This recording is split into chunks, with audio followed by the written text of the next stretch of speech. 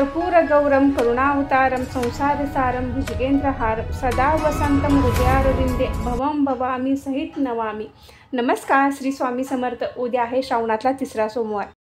तिसऱ्या श्रावण सोमवारी आपण शिवपिंडीची पूजा कशी करावी, या सोमवारी आपण कोणती सेवामूठ अर्पण करावी, त्याचबरोबर आपण कोणकोणत्या सेवा कराव्यात, याविषयी संपूर्ण माहिती आपण आजच्या व्हिडिओमध्ये घेणार आहोत। तर व्हिडिओ स्किप न करता शेवट पण नक्की बघा।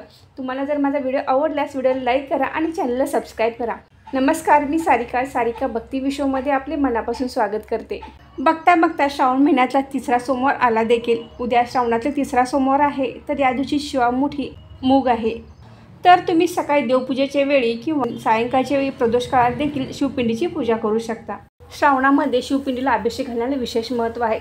पूर्ण श्रावण महिना आपण रोज शिवपिंडीवर अभिषेक घालू शकता।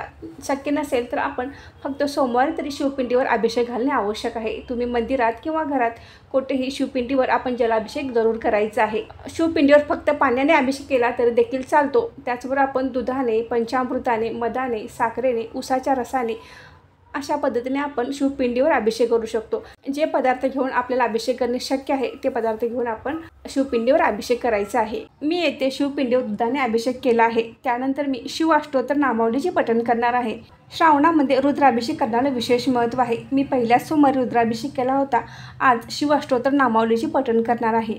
अशा पद्धतीने गळती सुरू ठेवून आपण शिव अष्टोत्तर नामावलीचे पठण करू शकता किंवा तुम्ही शिवपिंडीची पूजा करून शिव अष्टोत्तर नामावलीचे पठण करू शकता। मी येथे जलाभिषेक करत शिव अष्टोत्तर नामावलीचे पठण करणार आहे। त्यानंतर आपण शिवपिंडीची पूजा करायची आहे। त्याचबरोबर आपण भगवान शिवशंकरांच्या कोणकोणत्या सेवा आपण श्रावणामध्ये करू शकतो, याची माहिती आपण पुढे व्हिडिओमध्ये घेणार आहोत।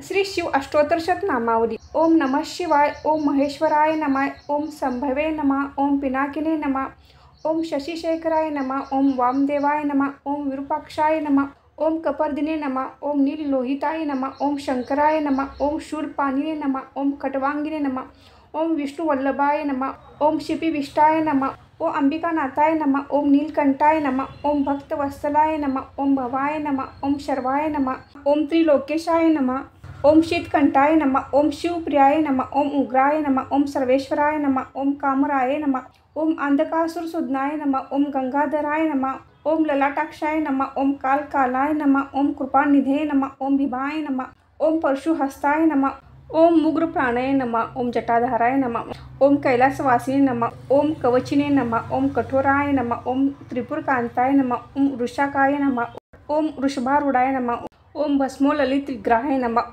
ओम सांप्रियाय नमः, ओम स्वरमायाय नमः, ओम त्रिमूर्ते नमः, ओम अनिश्वराय नमः, ओम सर्वज्ञाय नमः, ओम परमात्मने नमः, ओम सोम सूर्याग्नि लोचनाय नमः, ओम हविष्वे नमः, ओम यज्ञमयाय नमः, ओम सोमाय नमः, ओम पंचवक्त्राय नमः, ओम सदाशिवाय नमः, ओम विश्वेश्वराय नमः, ओम वीरभद्राय नमः, ओम गणनाथाय नमः, ओम प्रजापते नमः, ओम हिरण्यरेतसे नमः, ओम दुर्धर्षाय नमः, ओम गिरीशाय नमः, ओम भालचंद्राय नमः, ओम अनगाय नमः, ओम भुजंगभूषणाय नमः, ओम भर्गाय नमः, ओम गिरिधन्वे नमः, ओम गिरिप्रियाय नमः, ओम कृत्तिवाससे नमः, ओम पुराराथे नमः, ओम भगवते नमः, ओम प्रथम दीपाय नमः, ओम मृत्युंजयाय नमः, ओम सूक्ष्मतनये नमः, ओम जगत्पायिने नमः, ओम जगद्गुरे नमः, ओम व्योमकेशाय नमः, ओम महासेनजनकाय नमः, ओम चारुविक्रमाय नमः, ओम रुद्राय नमः, ओम भूतपते नमः, ओम स्थानवे नमः, ओम हरिहरबुद्धाय नमः, ओम दिगंबराय नमः, ओम अष्टमूर्ते नमः, ओम अनेकात्मने नमः, ओम सात्विकाय नमः, ओम शुद्ध विग्रहाय नमः,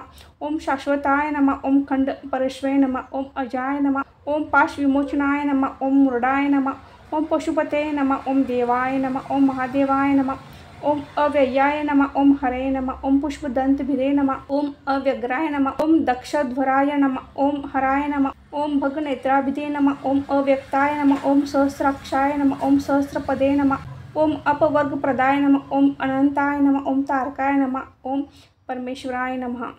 शिव अष्टोत्तर शतनामावली पठण झाल्यानंतर आपण शिवपिंडीची पूजा करायची आहे। आपण एखाद्या चौरंगावर, पाटावर किंवा आपल्या देवघरातच आपण ही पूजा करायची आहे।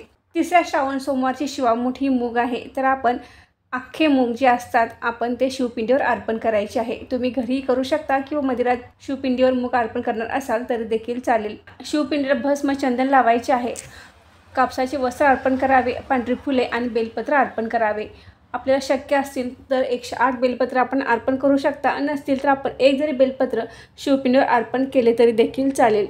श्रावण महिन्यामध्ये शिवतत्व हे जास्त पटीने जागरूक असते, तर आपण श्रावण महिन्यामध्ये भगवान शिवशंकरांची जास्त सेवा करण्याचा प्रयत्न करायचा आहे. श्रावण महिन्यामध्ये शिवलीलामृत ग्रंथाचे पारायण करण्याला विशेष महत्त्व आहे. तर आता शेवटचा आठवडा शिल्लक राहिला आहे. ज्यांना शक्य आहे त्यांनी शिवलीलामृत ग्रंथाचे पारायण जरूर करावे. शक्य नसेल तर आपण शिवलीलामृत ग्रंथामधील 11व्या अध्यायाचे तर जरूर वाचन करावे. आपल्या जीवनामध्ये काही अडचणी असतील, संकटे असतील, त्यातून बाहेर पडण्यासाठी आपण भगवान शिवांच्या जितका जास्त सेवा करता येईल तितक्या करायच्या आहेत. भगवान शिवशंकर हे साम सदाशिव आहेत, म्हणूनच त्यांना भोळाशंकर असे म्हटले जाते. आपल्या भक्तांच्या थोड्याशा सेवेवर देखील ते प्रसन्न होतात. तर आपण भगवान शिवशंकरांच्या जेवढ्या सेवा जमतील तेवढ्या करायच्या आहेत. यामध्ये तुम्ही शिवस्तुती, शिवाष्टोत्तर नामावली, शिवमहिमस्तोत्र, शिवकवच यांचे वाचन करू शकता. काही अडचणीमुळे आपण वाचन करू शकत नाही, तर आपण हे मंत्रस्तोत्र आपण जरी ऐकले तरी देखील आपल्याला त्याचा खूपच चांगला परिणाम आपल्यावर आणि आपल्या कुटुंबामध्ये पाहायला मिळतो. बऱ्याच जणांना भगवान शिवशंकरांच्या सेवा करायची असतात, पण काही अडचणींमुळे ते करू शकत नाही. तर अशा वेळेला आपण 1 ग्लास पाणी शिवमंदिरात जाऊन शिवपिंडीवर अर्पण केले तर त्याचा देखील आपल्याला चांगला लाभ होतो. आपण किती सेवा करतो याला महत्त्व नाही, तर कोणत्या मनाने सेवा करतो याला खूप महत्त्व आहे. बेलपत्राशिवाय भगवान शिवशंकरांची पूजा हे अपूर्ण आहे. आपण एक जर बेलपत्र असले आणि ते आपण शिवपिंडीवर अर्पण केले तर त्याचा आपल्याला खूप लाभ होतो. भगवान शिवशंकरांनी स्वतः सांगितले आहे की माझ्या डाव्या डोळ्यात चंद्र, उजव्या डोळ्यात सूर्य आणि मध्यभागी अग्नी आहे. बेलपत्र हे भगवान शिवशंकराच्या त्रिनेत्राचे रूप आहे. बेलपत्र अर्पण केल्याने भगवान शंकरांचं सूर्य, चंद्र, अग्नीची पूजा होते. स्कंद पुराणानुसार बेलाच्या झाडात गिरिजा, माहेश्वरी, दक्षिणायनी पार्वती म्हणजे गौरी आणि कात्यायनी देवी राहतात. बेलपत्र अर्पण केल्याने या देवांचीही पूजा होते. तिसऱ्या श्रावण सोमवारी आपल्याला हिरवे मूग अर्पण करायचे आहेत. तर आपण शिवपिंडीवर अख्खे हिरवे मूगच अर्पण करायचे आहेत. ते किडलेले नसावेत, तर ते स्वच्छ असावेत. तर असे मूग आपण शिवपिंडीवर 3 वेळा अर्पण करायचे आहेत. हे अर्पण करत असताना आपण शिवा शिवा महादेवा, माझी मूठ ईश्वरा देवा, मनातील सर्व इच्छा पूर्ण कर रे देवा असे म्हणावे. 3 मोठी मूग आपण शिवपिंडीवर अर्पण करायचे आहेत.